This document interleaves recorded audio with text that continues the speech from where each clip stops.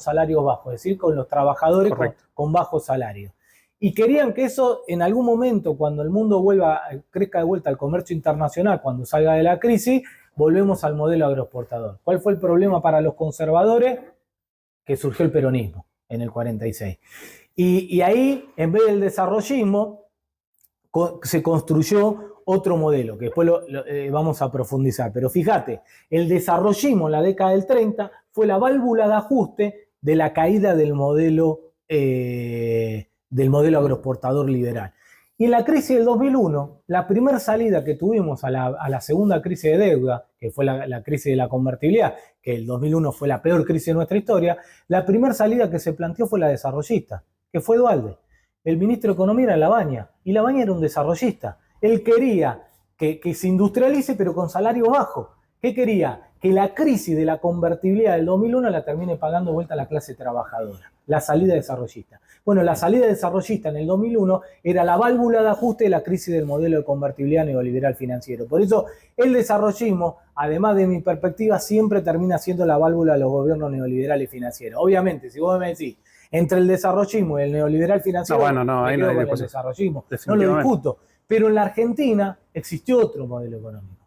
Y por eso nosotros tenemos que aspirar a más que el desarrollismo, que es lo que se llama la economía justicialista. Y eso, la economía justicialista es, sí queremos industrialización, pero le agregamos un tema, y además de industrialización, justicia social.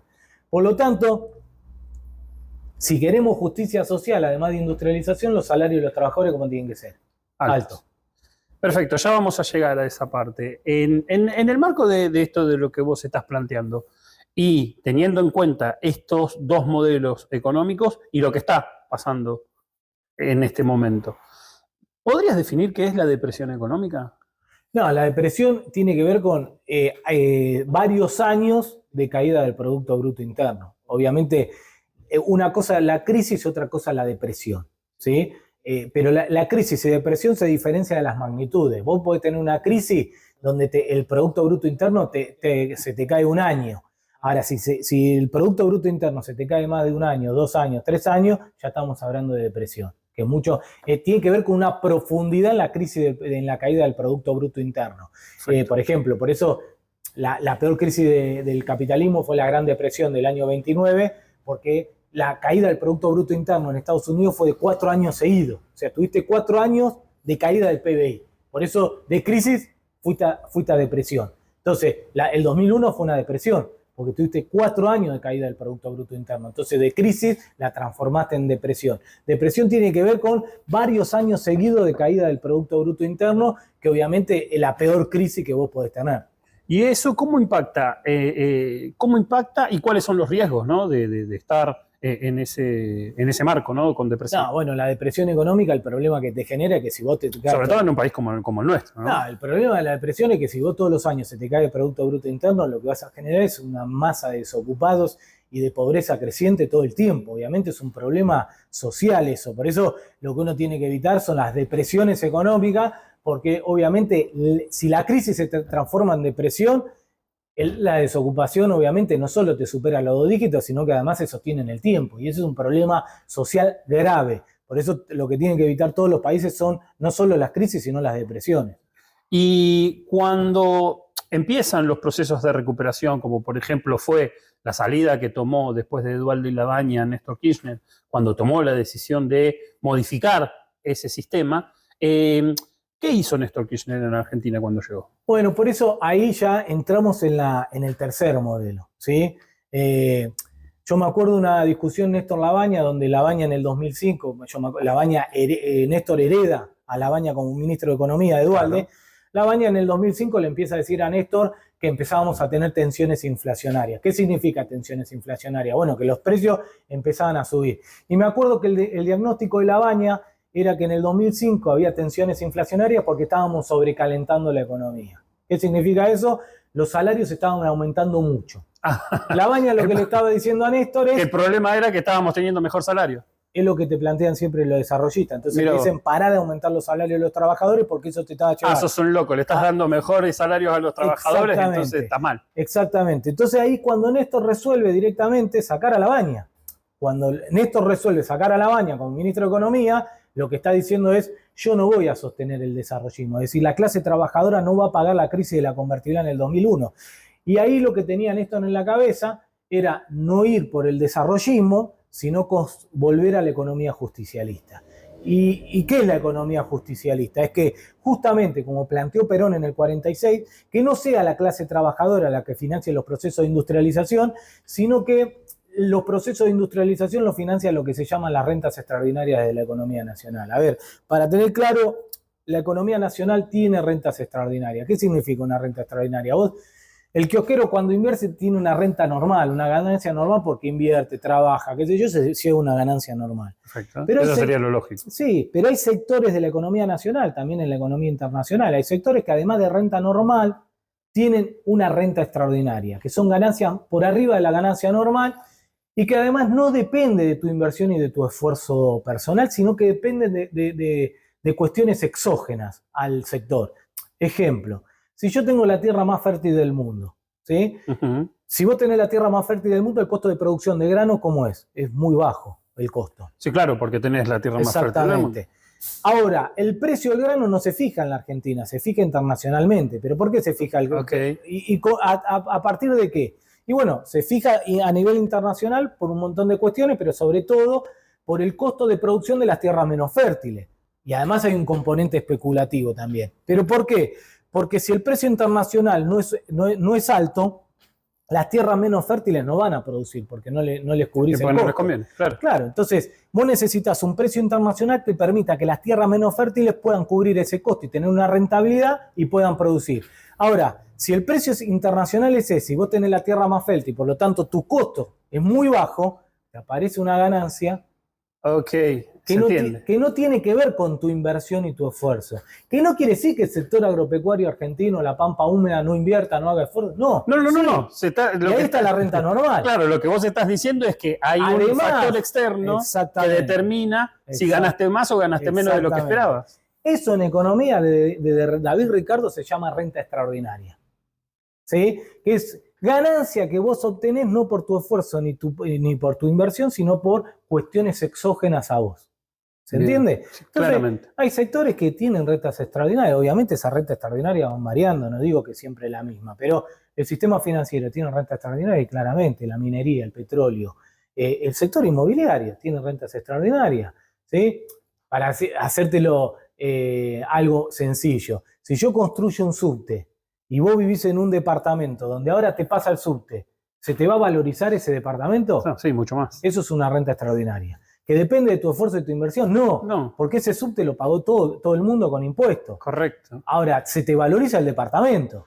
Vos tuviste una renta extraordinaria, eso para entender el concepto de rentas extraordinarias, que aparecen. Entonces, y la Argentina tiene rentas extraordinarias en varios sectores.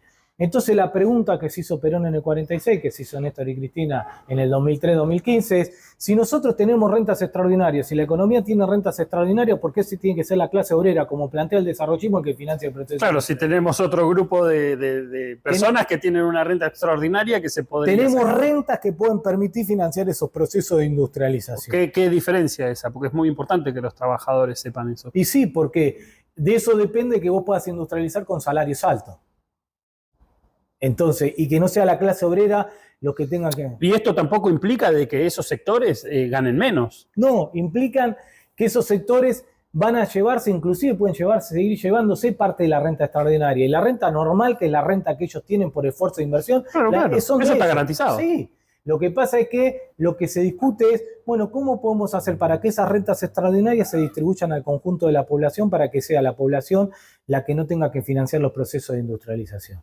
Y ese es el modelo económico justicialista. Obviamente uno después desarrolla distintas herramientas para ver cómo esas rentas extraordinarias, parte de esas rentas extraordinarias, pueden financiar esos procesos de industrialización y además de tener industria y trabajo, tengamos salarios altos para que haya justicia social.